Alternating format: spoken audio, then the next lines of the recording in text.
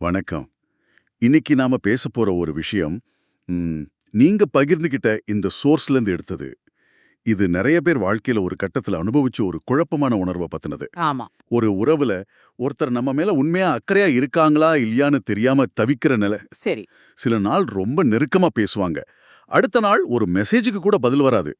இந்த மாறி மாறி வர்ற சிக்னல்ஸ் நம்ம மனசுல என்ன தாக்கத்தை ஏற்படுத்துது? அது வெறும் காதல் வலியா இல்ல அதை விட ஆழமானதான்னு தான் நாம இன்னைக்கு பார்க்க போறோம். கண்டிப்பா. நீங்க குடுத்திருக்கிற இந்த ஆதாரம் சொல்ற விஷயம் என்னன்னா, இது ஒரு சாதாரண லவ் ப்ராப்ளம் இல்ல. ஓ. இதுக்கு பின்னாடி ஒரு பெரிய உளவியல் இருக்கு. ஒரு உறவுல வெளிப்படைத்தன்மை இல்லாதப்போ, குறிப்பா காதல் அல்லது பாலியல் சம்மதம் ஒரு நாள் இருக்கு, ஒரு நாள் இல்லைன்னு மாறி மாறி வரும்போது, அது நம்ம மூளையில ஒரு விதமான ரசாயன மாற்றத்தையே ஏற்படுத்துது. அப்படியே. ஆமா. இந்த மனக்குழப்பம் எப்படி ஒருத்தரோட மனநிலைய சிதைச்சு, சில சமயங்கள்ல ஆபத்தான விளைவுகளுக்கு கொண்டு போகுதுங்கிறது தான் இந்த அலசலோட மையம். ஓகே. அப்போ இதுக்கு பின்னாடி இருக்கிற சயின்ஸ புரிஞ்சுக்கலாம். இந்த சோர்ஸ்ல சொல்ற ஒரு விஷயம் எனக்கு ரொம்ப ஆச்சரியமா இருந்துச்சு. ஒரு சூதாட்ட இயந்திரம், அதாவது ஸ்லாட் மெஷின் முன்னாடி உட்கார்ந்தா ஏன் மக்கள் அதுக்கு அடிமையாகுறாங்க? ம். ஒவ்வொரு முறையும் காசு போட்டா பணம் வரும்னு உறுதியா தெரிஞ்சா கூட அவ்வளவு சுவாரஸ்யம் இருக்காது. ஆனா எப்போ பணம் வரும்னே தெரியாத ஒரு நிச்சயமற்ற நிலை இருக்கு இல்லையா? ஆமா. அந்த எதிர்பார்ப்பு. அதுதான் அவங்கள மறுபடியும் மறுபடியும் அந்த லீவரை இழுக்க வைக்குது. இந்த உளவியல் தான் இங்கேயும் வேலை செய்யுதுன்னு உங்க ஆதாரம் சொல்லுது. எக்ஸாக்ட்லி. நீங்க சொல்றதுதான் உளவியலாளர் பி.எஃப். ஸ்கின்னர் சொன்ன இன்டர்மிட்டன்ட் ரீஇன்ஃபோர்ஸ்மென்ட்னா கான்செப்ட். Intermittent reinforcement. ஆமா.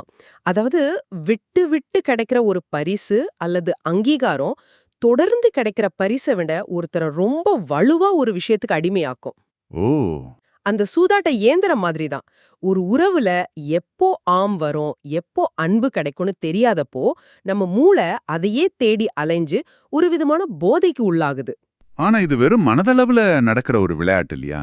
இது உடம்பையும் பாதிக்குமா? அதுதான் இதுல ஃபேசினேட் பண்ற விஷயம். இது மனச மட்டும் பாதிக்கிறது இல்ல. உயிரியல் மனிதவியல் அறிஞர் ஹெலன் ஃபிஷரோட ஆய்வ உங்க ஆதாரம் மேற்கோள் காட்டுது. ம். அவங்க என்ன சொல்றாங்கன்னா, காதல் நிராகரிப்பு மூளைக்கு ஒரு உடல் வலிய போல உணரப்படுது. ஒரு நிமிஷம் யோசிச்சு பாருங்க. உடல் வலியா? ஆமா. உங்க கையில அடிபட்டா மூளையோட எந்த பகுதி தூண்டப்படுமோ, அதே பகுதி தான் ஒருத்தர் உங்கள நிராகரிக்கும் போது வேலை செய்யுது. ஒரு நிமிஷம். அது ஆச்சரியமா இருக்கு. அப்போ ஒருத்தர் நம்மள வேண்டான்னு சொல்லும்போது நம்ம உடம்புல நிஜமாவே வலிக்கிற மாதிரி மூளையில சமிக்ஞை போகுமா? ஆமா. அப்போ மனசு வலிக்குதுன்னு நாம சொல்றது வெறும் உருவகம் இல்ல, அது உண்மையா? அது வெறும் உருவகம் இல்ல, அது ஒரு நரம்பியல் உண்மை. ஒரு நியூரோலாஜிக்கல் ஃபேக்ட். ஆனா, இங்க ஒரு முக்கியமான வேறுபாடு இருக்கு. என்னது? ஒருத்தர் தெளிவா, உறுதியா இது சரி வராதுன்னு நிராகரிச்சா அந்த வலி இருக்கும். ஆனா அந்த வலிய நாம எதிர்கொண்டு காலப்போக்குல அதிலிருந்து குணமாகி வெளிய வந்துடலாம். சரி. ஆனா இந்த மாறி மாறி வர்ற சம்மதம், நிராகரிப்பு என்ன பண்ணுதுன்னா, வலியோட சேர்த்து கொஞ்சம் நம்பிக்கையையும் கொடுக்குது. நம்பிக்கை. ஆமா. ஓ இன்னைக்கு பேசல, ஆனா நாளைக்கு பேசுவாங்க என்ற அந்த நம்பிக்கை தான் டோபமின், அதாவது டோபமின் என்ற ரசாயனத்தை மூளையில சுரக்க வைக்குது. ஓ. அந்த டோபமின் தான் சந்தோஷத்துக்கும் ஒரு விதமான போதைக்கும் காரணமான ரசாயனம் இல்லையா? அதேதான். ஒவ்வொரு முறை அவங்க கிட்ட இருந்து ஒரு நல்ல வார்த்தையோ, ஒரு நெருக்கமோ கிடைக்கும் போதும் டோபமின் சுரக்கும். சரி. அந்த நெருக்கம் விலகும்போது மூளை மறுபடியும் அந்த டோபமின் உந்துதலை தேட ஆரம்பிக்கும். இது ஒரு முடிவே இல்லாத சுழற்சி மாதிரி மாறிடும். இதனால என்னாகும்? இதனால நிம்மதியின்மை, தூக்கமின்மை, ஒரு விதமான மனநிலை ஸ்திரத்தன்மை இழப்பு, அதாவது இமோஷனல் இன்ஸ்டெபிலிட்டி எல்லாம் உருவாக ஆரம்பிக்கும். நீங்க எப்பவும் ஒரு முள் மேல நிக்கிற மாதிரியே உணர்வீங்க. இது நம்மளோட அடிப்படை பாதுகாப்பு உணர்வையே மொத்தமா காலி பண்ணிடுது இல்லையா? ஆமா. ஒரு குழந்தை மாதிரி தான். அம்மா பக்கத்துல இருப்பாங்கன்னு நம்பிக்கை இருந்தா அந்த குழந்தை நிம்மதியா விளையாடும். ஆனா அம்மா இப்போ வருவாங்களா இல்ல காணாம போயிடுவாங்களான்னு தெரியலன்னா அந்த குழந்தை எப்பவும் ஒருவித பதட்டத்தோடவே இருக்கும். இந்த ஆதாரம் இதுதான் இணைப்பு கோட்பாடு, அட்டாச்மெண்ட் தியரியை வச்சு விளக்குது. மிகச்சரியான ஒப்பீடு. உளவியலாளர் ஜான் பவுல்பி சொன்னது அதுதான். ஒரு உறவுல சீரான, கணிக்கக்கூடிய உணர்ச்சிபூர்வமான பதில் இல்லாதப்போ அது ஆங்ஷியஸ் அட்டாச்மெண்ட் எனப்படும் பதட்டமான இணைப்பை உருவாக்குது.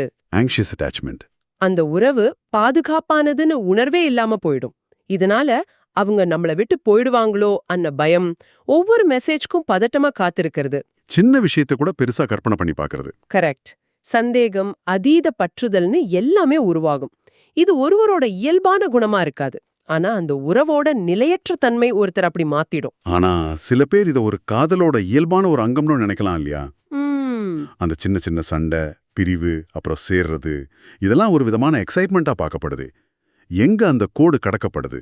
எது சாதாரண காதல் குழப்பம்? எது மனநிலையை சிதைக்கிற ஆபத்தான நிலை? ரொம்ப முக்கியமான கேள்வி. அந்த கோடு எங்க இருக்குன்னா, ஒருத்தரோட பகுத்தறியும் திறன் பாதிக்கப்படும் போதுதான். பகுத்தறியும் திறன். ஆமா, இந்த நிலையற்ற தன்மை அதிகமான என்ன ஆகும்னா, நம்ம மூளையோட முன்பகுதியில் இருக்கிற ப்ரீஃப்ரண்டல் கார்டெக்ஸ், ஓகே. அதாவது பகுத்தறிவு, திட்டமிடல், உணர்ச்சிகளை கட்டுப்படுத்துறதுக்கு பொறுப்பான பகுதி, அதோட செயல்பாட்டை குறைச்சுக்கும். அதே சமயம் பயம், கோபம் போன்ற உணர்ச்சிகளுக்கு காரணமான அமிக்தலா அதிதீவிரமா வேலை செய்ய ஆரம்பிக்கும். சிம்பிளா சொல்லணும்னா? சிம்பிளா சொல்லணும்னா, லாஜிக் குறைஞ்சு எமோஷன் அதிகமாயிடும். அப்போ நிராகரிப்பை ஏத்துக்கிற மனப்பக்குவம் மொத்தமா சிதைஞ்சிடும். இங்கதான் ஒரு தனிப்பட்ட பிரச்சனை ஒரு சமூக பிரச்சனையா மாற ஆரம்பிக்குது. இதுதான் அந்த ஆதாரம் சொல்ற அடுத்த கட்டம். குழப்பத்திலிருந்து குற்றத்திற்கு. இந்த மனநிலை சிதைவு எப்படி வன்முறைக்கு அடித்தளமா அமையுது? ஆமா, மனநிலை இந்த அளவுக்கு சிதைஞ்ச ஒருத்தர் அந்த தாங்க முடியாத அழுத்தத்தை வெளியேத்த 2 வழிகளை தேர்ந்தெடுக்கிறாருன்னு உங்க ஆதாரம் சொல்லுது. 2 வழிகளா? ஒன்னு, தனக்குள்ளேயே திரும்புறது. என்கிட்ட தான் தப்பு இருக்க போல, நான் போதுமானவன் இல்ல அப்படின்னு தன்னைத்தானே வருத்திக்கிட்டு கடுமையான தன்னம்பிக்கை இழப்பு அல்லது தற்கொலை எண்ணங்களுக்கு கூட ஆளாகுறாங்க. மற்றொன்று, அந்த அழுத்தத்தை வெளியே வெடிக்கிறது. அந்த தாங்க முடியாத மன அழுத்தத்தையும் குழப்பத்தையும் வெளியே காட்டும்போது அது தாக்குதல், கட்டுப்படுத்தும் முயற்சி, பின்தொடர்வது மற்றும் வன்முறையா மாறுது. இங்கதான் அந்த ஆதாரம் ரொம்ப ஆணித்தரமா ஒரு கருத்தை முன்வைக்குது. குற்றம் உருவாவது காமத்தால் அல்ல, குழப்பத்தால். இந்த வரிய கொஞ்சம் விளக்க முடியுமா?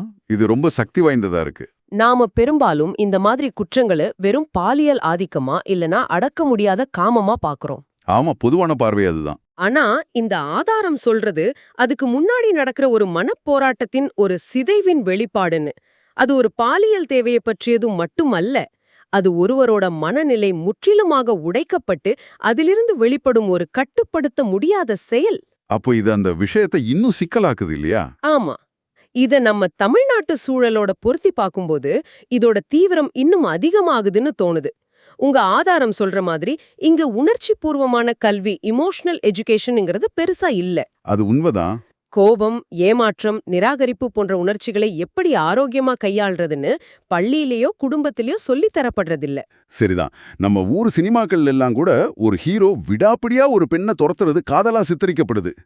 இல்ல என்னும் வார்த்தைக்கு இங்க மரியாதை கம்மி. கரெக்ட். இதனால பாலியல் கல்வி அன்னது வெறும் உடற்கூறியல் பற்றியதா இல்லாம ஒப்புதல், அதாவது கன்சென்ட் பற்றியதாவும் இருக்கணும். ஆமா, ஒப்புதல்னா தெளினு, கன்சென்ட் இஸ் கிளாரிட்டி என்ற புரிதல் இல்லாததால ஒரு பெண் இல்லைன்னு சொன்னா அதை எப்படி எடுத்துக்கிறதுன்னு பல ஆண்களுக்கு தெரியறதில்ல.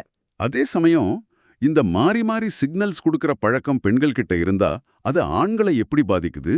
அது 2 தரப்பையுமே பாதிக்குது. தெளிவான இல்லையே ஏத்துக்க முடியாத மனநிலையில இருக்கிற ஆண்களும் உருவாகுறாங்க.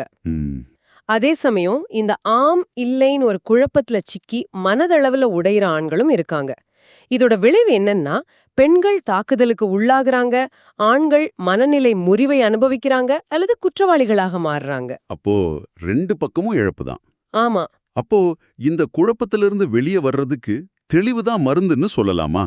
மன அழுத்தத்தை எது அதிகமாக்குன்னு யோசிச்சா ஒரு கெட்ட செய்தி வர்றது கூட பரவாயில்ல. ஆனா நல்ல செய்தியா கெட்ட செய்தியான்னு தெரியாம காத்துக்கிட்டு இருக்கிறது தான் நரகம். சரிதான். இதத்தான் உங்க ஆதாரம் நோபல் பரிசு வாங்கின டேனியல் கானமன் பார்வையில விளக்குது இல்லையா? மிகச் சரியா சொன்னீங்க. டேனியல் கானமன் என்ன சொல்றாருன்னா, உறுதியற்ற நிலையை விட உறுதியான எதிர்மறை நிலை மன அழுத்தத்தை குறைக்கும். அதாவது ஒரு உறவுல தினமும் ஆம் இல்லை அன்ன குழப்பத்துல சிக்குவதை விட இந்த உறவு சாத்தியம் இல்லை அன்னு தெளிவான உறுதியான முடிவு ஒருவரை காப்பாற்றும். அந்த முடிவு வலிய தரலாம். ஆமா, ஆனா அந்த வலிக்கும் ஒரு முடிவு உண்டு.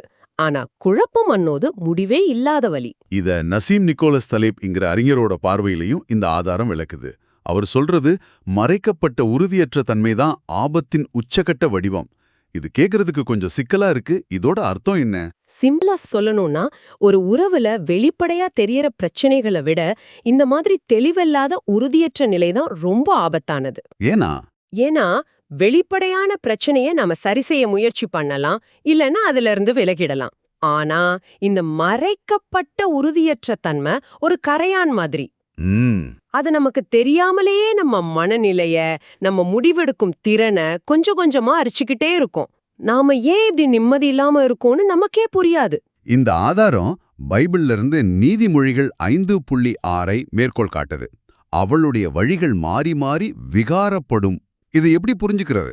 இந்த ஆதாரம் அத ஒரு பெண் மேல சுமத்தப்படுற குற்றச்சாட்டா பார்க்கல, அது ஒரு நடத்தை எச்சரிக்கையா, ஒரு பிஹேவியரல் வார்னிங்கா பாக்குது.